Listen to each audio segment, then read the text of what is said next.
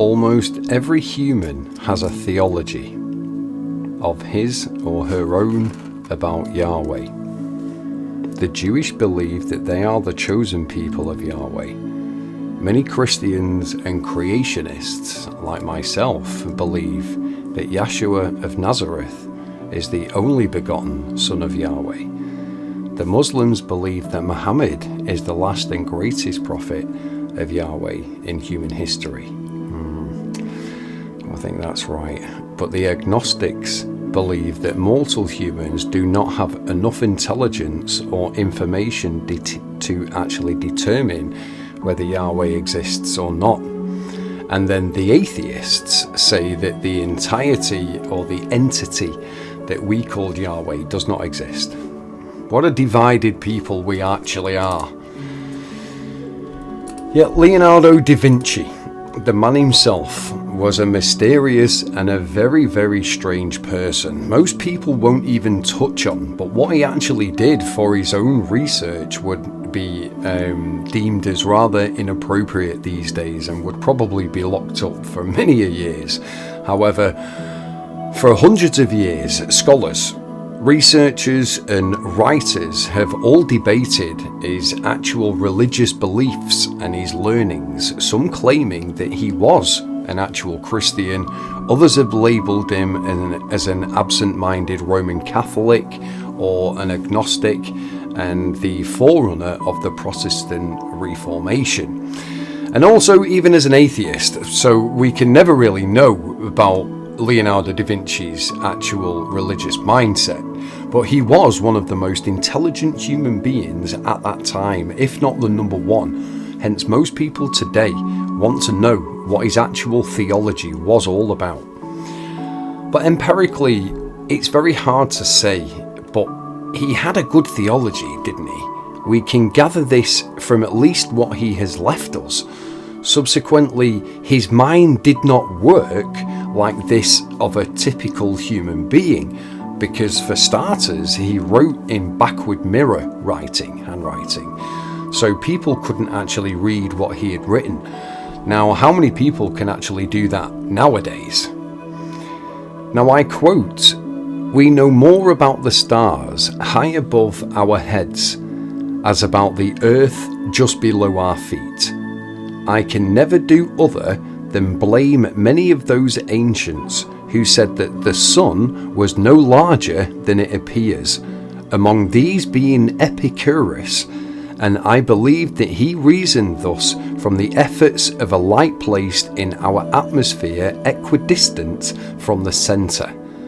Whoever sees it never sees it diminished in size at any distance." Truth at last cannot be hidden, friends. Dissimulation is at no avail, because dissimulation is at no purpose before so great a judge. Nothing is ever hidden under the sun.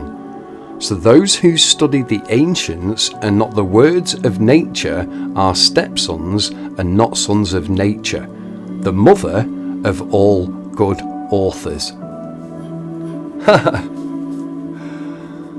So what is so special about Leonardo da Vinci? In my eyes, despite the obvious, one philosophy in particular, as Giorgio Vasari said in the 16th century, Leonardo had a heretical oh, brilliant. A heretical state of mind. A heretical state of mind, and did not see the world as a mind-controlled sheep. So great was his curiosity about how things worked that he would believe only what he had proved empirically before his eyes. He quotes, "There are three classes of people: those who see when they are shown, and those who do not see. Which category do you fit in?" When he lived in Milan as a court artist to Ludovico Sforza, he was conveniently close to the Alps. He went walking in the mountain and climbed to the top of Mount Rosa. He writes in his notes about exploring a mountain cave where he found massive fossil bones, and reveals that he was very famous for this interest in rocks and strange forms hidden within them. One day, when he was living in Milan, some peasants brought him a sack full of seashells that they had found all up in the mountains, signs and evidence, and most importantly, proof of a mass flood happening in many years previous. Leonardo da Vinci was not carnivorous either, meaning meat-eating, of course, flesh-eating. Remember, friends, carnivorous, funny enough, is an anagram for coronavirus. Nevertheless, we are not too sure if he was 100% vegan. However, he does state that I have from an early age abjured the use of meat, and the time will come when men such as I will look upon the murder of animals as they look upon the murder of men. So he did not eat meat, friends. People today are also not aware that Da Vinci was also a vintner, which was a wine merchant, a producer of wine. He was a wine grower, so no surprise for the guy who wrote of the divine juice of the grape. His small parcel in Milan was lost until a team of researchers brought it back to life in 2015, and thus now, obviously 500 or so years after the genius had passed on, this ultimate wine of contemplation is ready to drink. Yummy. Sadly though, he passed at Clos Luce on the 2nd of May in 1519 at the age of 67, leaving a philosophy few have actually yet to uncover. And some of you really need to hear what he is about to tell you, because it will shock and maybe surprise you to the core. This piece of philosophy writing you won't be hearing in any such contemporary documentary. That's why I leave it all in as live and mistakes and everything, because it needs to be real.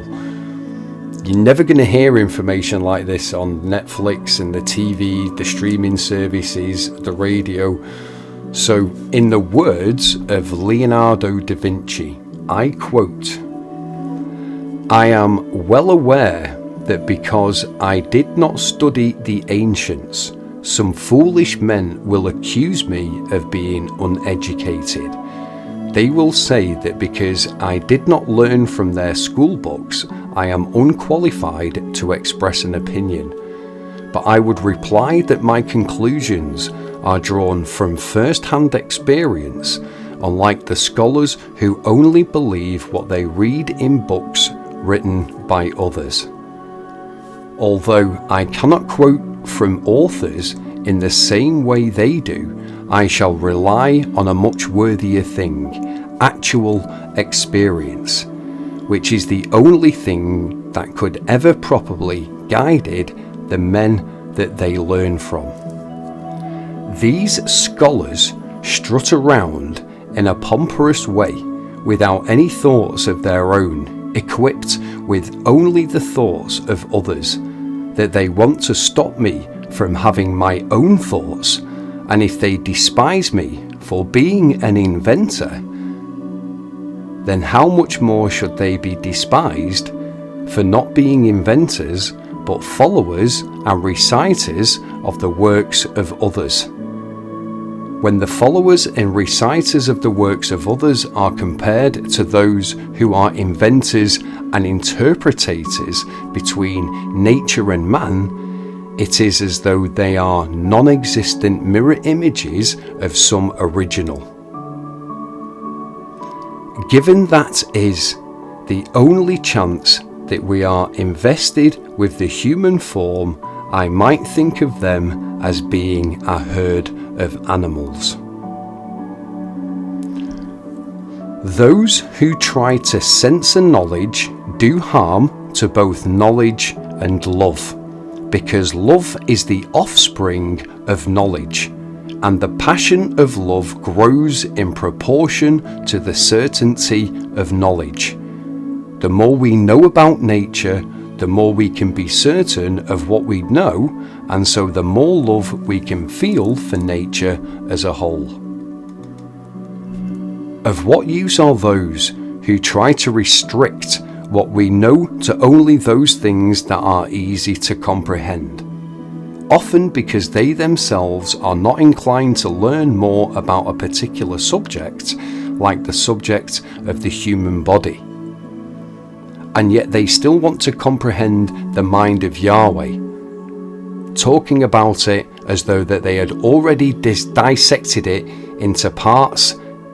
Still they remain unaware of their own bodies, of their own realities, of their surroundings, and even unaware of their own stupidity. Along with scholars, they despise the mathematical sciences, which are the only true source of information about those things which they claim to know so much about. Instead, they talk about miracles and write about things that nobody could ever know, things that cannot be proven by evidence in nature. It seems to me that all studies are vain and full of errors unless they are based on experience and can be tested by experiment. In other words, they can be demonstrated to our senses. For if we are doubtful of what our senses perceive, then how much more doubtful should we be of the things that our senses cannot perceive, like the nature of Yahweh and the soul and other such things, of which there are endless disputes and controversies. Whether there is no true science and no certainty of knowledge, there will be conflicting speculations and quarrels. However, whenever things are proven by scientific demonstration and known for certain, then all quarrelling will cease. And if controversy should ever arise again, then our first conclusions must have been questionable. Leonardo Da Vinci. How similar are these words to the root meaning of our term zetetic philosophy? Thank you very much, Mr. Da Vinci, for your words on this flat, plain earth. Heaven above. Thank you for watching. See you on the next one. Stay flat, folks. Stay flat.